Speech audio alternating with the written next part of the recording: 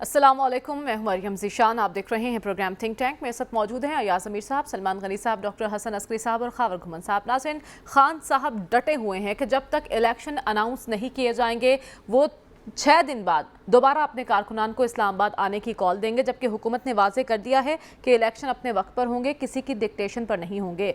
वो खान साहब जो आज तक सियासत में ये कहते रहे कि जरदारी और शरीफ एक हैं, ये चोर हैं, ये डाकू हैं, मैं किसी सूरत इनके साथ बैठने को तैयार नहीं। अभी एक ऑडियो लीक हुई है जिसमें मलिक रियाज साहब साबिक सदर आसिफ अली जरदारी को खान साहब का पैगाम देते हुए सुनाई दे रहे हैं कि खान साहब बार बार इसरार कर रहे हैं कि पैचअप करवा दिया जाए आपके साथ, जिस पर आसिफ अली जरदारी ने जवाब दिया कि अभी ये इम्पॉसिबल है। तो इसको क्या समझा जाए अयाज साहब, कितना डैमेज करेगा ये खान साहब के बयानिए को, उनकी सियासत को? वो तो कहते हैं कि मैं इनके साथ बिल्कुल बात करने को तैयार नहीं और इन्हीं से पैचअप की बातें कर रहे हैं। देखिए, एक तो बात ये है, वो आज आपने वो हमसे तो नाम वो भूल जाता था, आपने नाम वो ले ही लिया। इसमें जो ऑडियो लीक है, आवाज़ बिल्कुल उनकी है, लेकिन इसमें ये नहीं क्लियर कि वो कब बात हुई, वो कब का पैगाम दे रहे हैं। एक होता है आम है, और किस पैराए में वो दे रहे हैं। इस वक्त लीक करना किसने लीक किया है? इस वक्त लीक करने का मतलब तो है कि वो जो कल परसों का जो हुआ है लॉन्ग मार्च, वहाँ पे लॉन्ग मार्च, उसके बाद जो वो तफंग और वो जो चल रहा है और जो तनकीद की जद में इमरान खान आए हुए हैं, उसे मज़ीद बढ़ाने का है, क्योंकि इसके बाद कोई डेट नहीं है कब है। ये बात बड़ी आम सी है यार कि हमसे हमारा पैचअप वो करा दें। अगर वो सेंस हो, बनता ही इनका पैचअप पीपल्स पार्टी और नून इसका है, तहरीक इंसाफ का। इनका कॉमन एनिमी नून लीग है। अब ये जो लेकिन अयाज साहब, जब अदम एतमाद की बातें हो रही थी और तहरीक जमा कराई गई थी तब ऐसी खबरें आ रही थी, लेकिन अब उसका सबूत सामने आया है। नहीं, जो बात है हमें पता नहीं है कि कब की ये बात है। वो जो हैं जिनका नाम हमें भूल जाता है, वो कब की गुफ्तगू का वो पहुंचा रहे हैं। 6 महीने पहले का है, 8 महीने का है, किस पैराए में, किस कॉन्टेक्स्ट में है, वो नहीं पता। तो इसका जो आज लीक होना है, उसका मकसद तो ये है कि इमरान खान को ज्यादा डैमेज करने का। तो इसे हमें ज्यादा उस लिहाज से उछालने की हमें जरूरत नहीं है। आज रात ये चलता रहेगा। ये जो वीडियो लीक हुई है, ये है, वो है, फलाना है, लेकिन हमें देखना चाहिए किस कॉन्टेक्स्ट में हुआ है। बात जो मेन चीज ये है कि शो ऑफ पावर पीटीआई करना चाहती थी इस्लामाबाद, अपने टर्म्स डिक्टेट करना चाहती थी, उसमें वो नाकाम हुई है।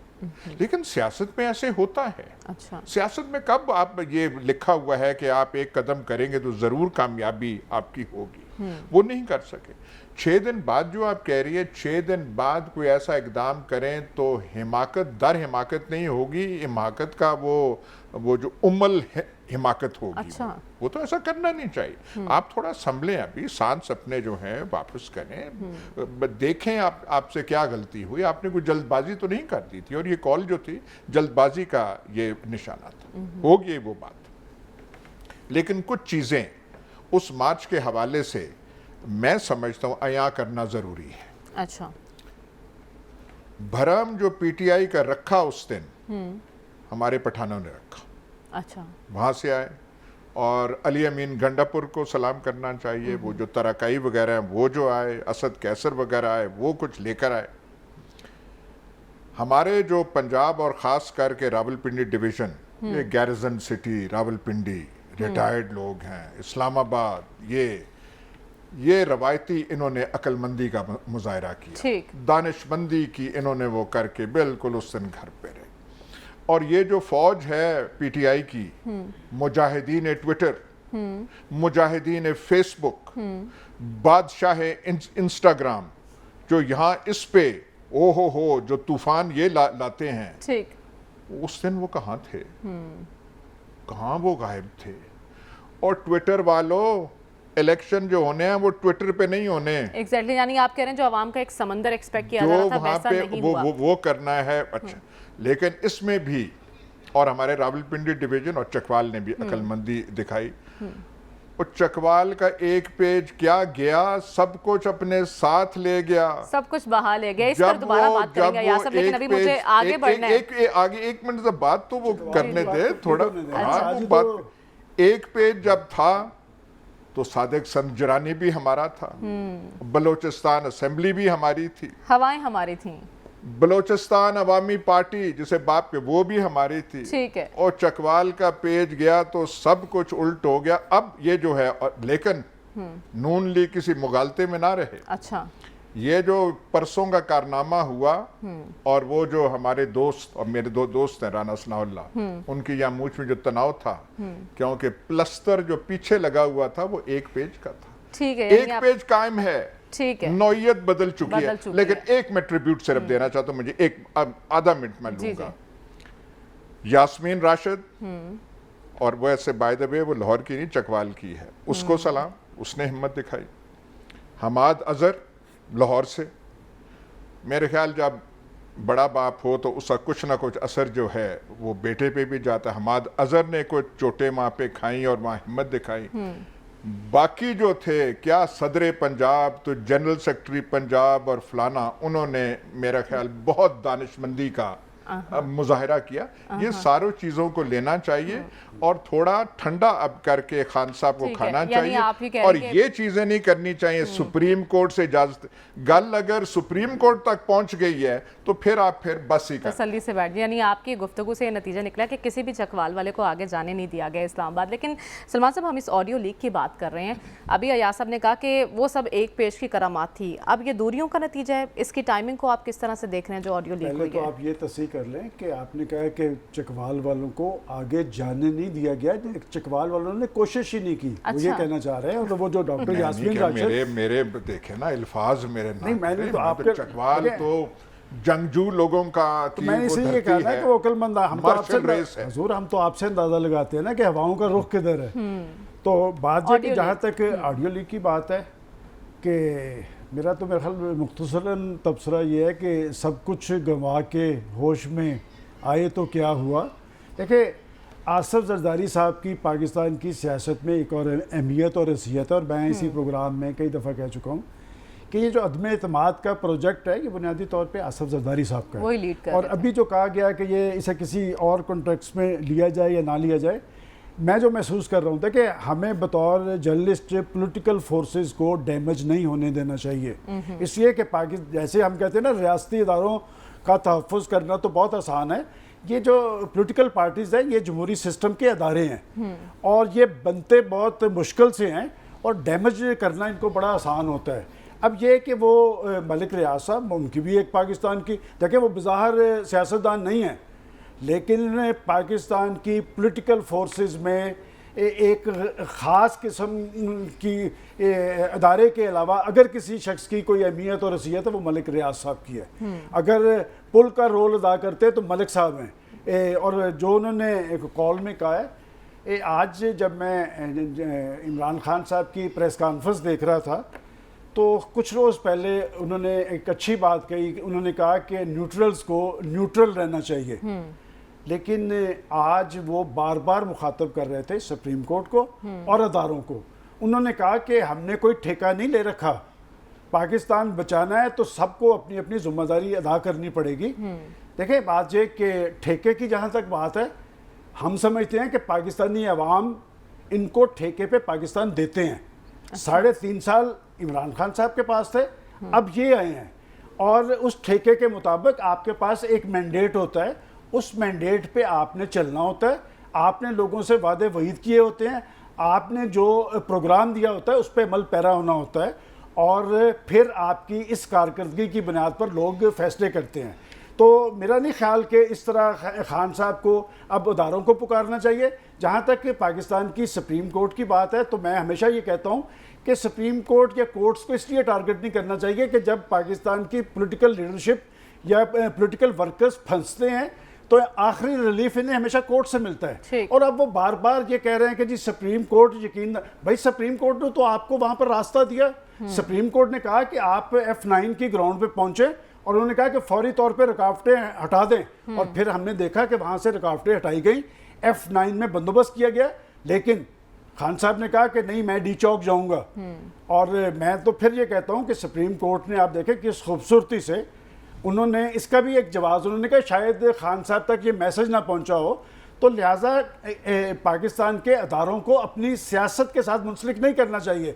और यही वजह है कि पाकिस्तान की पॉलिटिकल पार्टी स्ट्रांगली होती कि आपको फिर मलिक रियाज साहब का सहारा लेना पड़ता है। तो जब जो सिस्टम या जो पार्टी या जो लीडरशिप मलिक रियाज साहब से ये कहे कि हमारा पैचअप करवा दें और उस शख्स से करवा दें जिस शख्स के बारे में मैं देखें पॉलिटिशियन है आसफ जरदारी साहब, मैं वो लफ्ज़ नहीं दोहराना चाहता पॉलिटिशियंस के हवाले से, जो कुछ खान साहब कहते हैं और आज भी कहा है। तो फिर इसलिए पाकिस्तान के अवाम में पाकिस्तान की पॉलिटिकल लीडरशिप के हवाले से मायूसी पैदा होती है। मैं समझता हूं कि आपको अपनी ताकत पर इंसार करना चाहिए। याद साहब ने तो आज का डॉक्टर यास्मीन राशिद का और हमाद अजहर का, मैं तो पिछले 2 रोज से कह रहा हूँ, मेरी आदत है मैं हमेशा जाके देखता हूँ। लाहौर में कुछ नहीं था सवाए वहां पर बत्ती चौक में, और हमाद अजहर को चोट भी लगी है लेकिन वो निकला है बाहर। डॉक्टर यास्मीन राशिद को खींचा है, उनकी गाड़ी तोड़ दी है लेकिन वो पहुंची है। और अगर यही जज्बा और वल्वला उनके दीगर लीडरशिप में होता, असल में वो जो हवाओं का रुख है ना, ये मैं फिर एक दफा क्रेडिट देता हूँ याद साहब को कि उन्होंने आज अपने कॉलम में लिखा है कि 1 पेज तो मौजूद है लेकिन अब वो पलट गया है। मैं समझता हूँ कि जब तक पॉलिटिकल फोर्सेस ये 1 पेज पे निसार करती रहेंगी, यही कुछ होगा कि फिर मलिक रियाज साहब का सहारा लेना पड़ेगा, फिर हज़ारों को मुखातब करना पड़ेगा, बात ये कि करके खानी पड़ेगी। और जब आप पॉलिटिकल पार्टीज को खालिस्तान जमहूरी स्पिरिट के मुताबिक मुनज़्ज़म करेंगे, फिर आपको इस तरह इल्तिजाएं नहीं करनी पड़ेगी, फिर आपको इस तरह रिक्वेस्ट नहीं करनी पड़ेगी, फिर आपको ये नहीं कहना पड़ेगा हमारा पैचअप करवा दें। देखिए पैचअप होना चाहिए पाकिस्तान के 22 करोड़ अवाम के साथ। अगर पाकिस्तान की पॉलिटिकल लीडरशिप के रूट्स पाकिस्तान के अवाम के साथ हों तो फिर ये इदारे आपके मरून मिन्नत होते हैं। फिर आपकी तरफ देखते हैं कि आप क्या, आज जो गवर्नमेंट आई है कैसे आई है सबको पता है, लेकिन आप बार बार वही फिर साजिश देखें। बात यह कि वो बुखार उतरा है, आज फिर उन्होंने चढ़ाने की कोशिश की है। वो कहते हैं मैं 6 दिन के बाद आऊंगा फिर ऐलान करूंगा। वो पसपाई इख्तियार करने के लिए तैयार नहीं है। असल बात यह है कि उनकी सियासत एहतजाज के साथ मुंसलिक है और एहतजाज के साथ जो मैंने बीच में नहीं कहा कि मुझे 1 मिनट दे दे या 2 मिनट दे दे, मैं आखिरी बात वाइंड अप कर रहा हूँ कि पाकिस्तान की पॉलिटिकल फोर्सेस को अपनी असल कुव्वत पे इंसार करना चाहिए, ना कि इधर उधर देखना चाहिए। फरेबे जिंदगी है, सहारों की जिंदगी। यानी आपने कहा पसपा इख्तियार करते नजर नहीं आ रहे, क्यों नहीं आ रहे, इस पर बात करें। लेकिन डॉक्टर साहब उससे पहले audio leaks, video leaks Pakistani सियासत में कोई नई बात नहीं है। अब जो ऑडियो लीक हुई है इसकी पाकिस्तानी सियासत में कितनी अहमियत है, कितनी अहमियत इख्तियार कर सकती है? बज़ाहिर तो ऐसा लग रहा है वो मलिक रियाज साहब से रास्ता मांग रहे हैं। देखिए ऑडियो और वीडियो जो लीक होते हैं उनकी उतनी ही अहमियत है जितनी आप उसको अहमियत देना चाहें। अच्छा। वो डिपेंड करता है कि किसी ऑडियो या वीडियो को आपके सियासी एजेंडे में कितनी मदद मिलती है, उतनी ही वो अहम हो जाती है। मेरे नज़दीक ये जो ऑडियो वीडियो के किस्से हैं, आपको ये ख्याल रखना चाहिए कि मॉडर्न कम्युनिकेशन टेक्नोलॉजी में हेर फेर बहुत आसान है। लिहाजा ये अहम है कि ये कब की वीडियो है, किस कॉन्टेक्स्ट में वीडियो है। और दूसरे जो आपको जहन में रखना चाहिए कि पॉलिटिक्स सिंगल शॉट अफेयर नहीं होता, यानी एक दफ़ा आपने कोई काम किया और उसके बाद पॉलिटिक्स ख़त्म हो गई। पॉलिटिक्स एक अमले तसलसल है जो तसलसल से चलता जा रहा है। और मुझे ये वरी नहीं है कि उन्होंने क्या कहा उस ऑडियो में, वीडियो में, पता नहीं कब की है, आज की है या 6 महीने पहले की है, हमें नहीं पता, ना ही पता लगेगा। इसलिए कि जो मुख्तलिफ पार्टियां हैं वो अपने अपने मुफादात के हवाले से इंटरप्रेट करती हैं। इसीलिए मुझे परेशानी है इस वक्त पाकिस्तान पॉलिटिक्स की। जब मैं बयानात सुनता हूँ और उन बयानात को पाकिस्तान की तारीख़ के कॉन्टेक्स्ट में देखता हूँ तो मुझे तो बड़ी परेशानी है कि अगर पॉलिटिशियन अपनी पॉलिटिक्स में रेस्ट्रेंट से काम नहीं लेंगे तो इसके नतायज काफ़ी ख़तरनाक साबित होंगे इन सब पॉलिटिशियंस के लिए। लिहाजा मेरे नज़दीक जो मतलब मैं एक कोई सरकार की तरफ से बोलने वाला आ जाता या आ जाती है, फिर वो इमरान साहब बोल रहे होते हैं या उनकी तरफ से कोई बोल रहा होता है, इनको ये डरना चाहिए इस बात से कि माजी में जो यहाँ कुछ हुआ है उसकी एक बड़ी वजह ये थी कि आपने अपने सियासी मुखालिफ को सियासी अमल से बाहर निकालने की कोशिश की। सियासत जो है उसी वक्त चलती है जब आप अपने मुखालिफ को सियासी मैदान में रहने दें। अगर ऑब्जेक्टिव ये है कि वो फेल हो गया, उसको निकालना है, उसकी ज़िंदगी हमने दूबर करनी है, बिल्कुल आप कर सकते हैं, लेकिन डरें उस वक्त से जब इन सब की ज़िंदगी दूभर हो जाएगी। तो मेरे नज़दीक पाकिस्तान के मौजूदा ट्रेंड्स जो पॉलिटिक्स के हैं बहुत ख़तरनाक हैं, बहुत प्रॉब्लमेटिक हैं, और पॉलिटिशियंस अगर रिस्ट्रेंट से काम नहीं लेंगे तो गेम इन सब के हाथ से निकल जाए। ठीक है, गेम सब के हाथ से निकल जाएगी। लेकिन खबर अभी इस ऑडियो लीक्स पर बड़े सवालात उठ सकते हैं, लेकिन बज़ाहिर तो ये नज़र आ रहा है कि खान साहब जिनके बारे में कहते थे ये चोर हैं, करप्ट हैं, डाकू हैं, मैं इनके साथ नहीं बैठूंगा, पसे पर्दा उन्हीं से पैचअप की कोशिश हो रही है। तो खान साहब से सवाल किया जा सकता है, आप तो नौजवान नस्ल को शऊर दे रहे थे कि बुरे को बुरा कहो, पसे पर्दा ये सब क्या चल रहा है? देखिए, मैं तो उन लोगों की अकल पे हैरान हूं जो इस ऑडियो लीक को लेके, कुछ लोग तो ये भी तबसरा तजिया कर रहे हैं कि इमरान खान की सियासत ख़त्म हो गई। अच्छा, दो हम क्यों भूल जाते हैं कि 2018 जब सेनेट के इंतखाबात हुए थे, वहाँ पे ये जो मौजूदा चेयरमैन सेनेट हैं और वो मांडवी वाला डिप्टी चेयरमैन सेनेट इंतखाब इनका हुआ था, तो पीटीआई और पीपल्स पार्टी का आपस में इत्तेहाद हुआ था, वहाँ पर उन्होंने एक दूसरे के साथ मिलकर वोटिंग की थी। तो सियासी जमातें मुख्तलिफ औकात के अंदर एक दूसरे को रीच आउट करती हैं मुख्तलिफ इशूज़ के ऊपर, और अगर ये बात 100% मान ली भी जाए कि जी खान साहब ने मोहतरम मलक रियाज साहब को ये रिक्वेस्ट किया है जी मेरा जो है आसिफ अली जरदारी साहब के साथ पैचअप करवा लिया जाए, तो कौन सा गुनाह कबीरा हो गया? नंबर 1, नंबर 2, यानी आप ये कह रहे हैं कि सियासत में कुछ भी हरफे आखिर नहीं, खान साहब आसिफ अली जरदारी के साथ पैचअप कर सकते हैं, ये मुमकिनात में से है कि वो पीपल्स पार्टी के साथ मिल बैठें। सुन लें, अगर आसिफ अली जरदारी साहब इमरान खान साहब की टर्म्स पे आ सकते हैं या इमरान खान साहब की बात मान सकते हैं कि उनकी बातों पे जो वो एतबार करें, तो मेरे ख्याल में उनको कोई हर्ज नहीं होना चाहिए। कोई भी पॉलिटिकल पार्टी उनके साथ मिलकर जाके मिल सकती है, उनकी डिमांड्स अगर वो पूरी कर सकते हैं।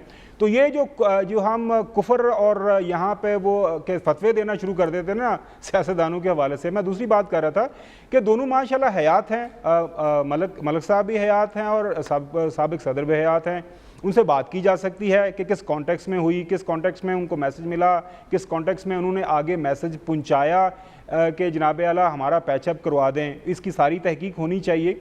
लेकिन एक सिंपल सा आर्गूमेंट जो आजकल मौजूदा सियासत के हवाले से किया जा रहा है वो ये है, जो खान साहब से आज हम वहाँ पे पेशावर में उनसे मिल के भी आए हैं, कि देखें वो जो अपना आर्गूमेंट क्या पेश कर रहे हैं, वो यही कर रहे हैं कि जनाब ये हमारी डिमांड क्या है, मेरी डिमांड ये है कि मुझे इलेक्शन दे दें और मेरे साथ जो चूँकि मैं एक मेजॉरिटी पार्टी पार्लियामान के अंदर मौजूद था, मुझे इन्होंने जो इस तरह एक गैर जमहूरी तरीका इस्तेमाल करते हुए जो उनका एक आर्गूमेंट है निकाला है, तो मैं दोबारा इमाम के पास जाना चाहता हूँ। अब इसके ऊपर सबसे बड़ी बहस यही हो रही है ना कि क्या ये मौजूदा सिस्टम जो है ये चल पा रहा है या नहीं चल पा रहा। मरियम साहिबा, गाड़ी अगर ख़राब हो जाए ना तो वो धक्के से ही स्टार्ट होती है, और कोई जानदार चीज़ जो अगर उससे जान निकल जाए तो वो जो ताफुनशुदा लाश है जब तक उसको दफनाएंगे नहीं तो वो उसे आपको बदबू आती रहेगी। तो मौजूदा सिस्टम जो आपका है ये धक्का स्टार्ट रहेगा, धक्का इसको आपको लगाना पड़ेगा हर मौके के ऊपर, क्योंकि इमरान खान के पास ज़ाहिर है एक मुल्क के अंदर उनके वोटर्स हैं, सपोर्टर्स हैं, वो समझते हैं उनके साथ ज़्यादती हुई है और वो सड़कों पे आए हुए हैं। अब ये जो आर्गूमेंट ये पेश किया जा रहा है कि उस दिन लोग निकले या नहीं निकले, आज ये सवाल काफ़ी एक से ज़्यादा दफ़ा वहाँ पे लोगों ने पूछा, तो खान साहब ने जो चीज़ें सामने हमें बताई हैं, कुछ एविडेंस भी हमारे सामने रखा गया। देखें, केपी से उन्होंने मार्च को लीड किया, बेशक इसमें कोई दो राय नहीं कि ज़्यादा मेजॉरिटी ज़ाहिर बात है वो केपी से आ रहे थे और केपी में उनकी इस वक्त पार्टी हुकूमत में भी है, काफ़ी अच्छी खासी तादाद में केपी से लोग आए। और केपी में आपको पता है वहाँ पे असला रखना जो है उनकी एक ट्रेडिशन भी है, रवायत भी है, अक्सर लोग अपनी गाड़ियों में रखते हैं, उनके पास लाइसेंस हैं, सारा कुछ है। वो यहाँ पे पहुँच गए थे। पंजाब से बिल्कुल अयाज साहब ने बिल्कुल सही बात की कि उतनी तादाद के अंदर लोग नहीं निकले, लेकिन उस रात यहाँ पे हम इस्लामाबाद के अंदर मौजूद थे। देखें, अगर लोग बिल्कुल नहीं थे तो आपको पुलिस के बाद एफसी के बाद रेंजर के बाद आपको पुलिस जो है पाकिस्तान आर्मी को बुलाना पड़ गया था। वहाँ पे जब फेस टू फेस एक फेस ऑफ हो गया था, खुदा न खासा वहाँ पे थोड़ा सा माहौल ख़राब होता, अगर थोड़ा सा वहाँ पे कुछ वायलेंस हो जाता तो उसकी तमाम तर जिम्मेदारी किसके सर आनी थी? जाहिर है इमरान खान साहब के सर आनी थी, क्योंकि पार्टी वो है वो जो प्रोटेस्ट कर रही है, उनकी डिमांड है। लिहाजा वो समझते हैं कि उनका ये मुनासिब फैसला था कि उन्होंने वापस वहाँ से लेके गए।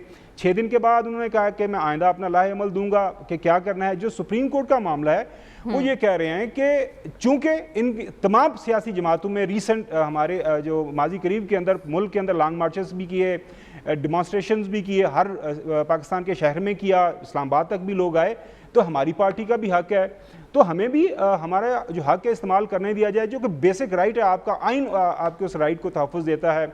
ये जो हम बात करते हैं कि जी उनको F9 या H8 के अंदर जगह दे दी गई थी, मेरे ख्याल में हमें ज़रूर वो जजमेंट पढ़नी चाहिए। उस दिन जजमेंट के अंदर किसी जगह के ऊपर ये नहीं लिखा गया था कि आप फलां जगह पे जलसा करें, उसमें ये ज़रूर बताया गया था कि जी हमें ये जगह दे दें, क्योंकि उस दिन तक जो लोकल एडमिनिस्ट्रेशन उनको कोई जगह नहीं दे रही थी। अच्छा। सुप्रीम कोर्ट की जजमेंट में ये भी लिखा गया था कि जी अब रास्ते खोल दिए जाएँ, लेकिन रास्ते हमने देखा कोई नहीं खुले। जाहिर है, कल भी मैंने अर्ज़ किया था, इदारों के ऊपर बहुत ज़्यादा दबाव है। हमारी सियासी जमातें एक दूसरे के साथ इस वक्त शदीद लड़ाई के मूड में हैं, और जितनी देर आप इस मौजूदा सिस्टम को जो है गैर फितरी तरीके से चलाने की कोशिश करेंगे, बिल्कुल सियासी जमातों की लड़ाई में इदारों का क्या किरदार होना चाहिए, क्योंकि खान साहब बार बार इदारों को पुकारते दिखाई दे रहे हैं, और इस वक्त जब हम मुश्किल मौशी फैसले ले रहे हैं, क्या मुल्क फौरी नए इंतखाबात का बुखार सह सकता है? इसी पर बात करेंगे इस ब्रेक के बाद। Stay with us.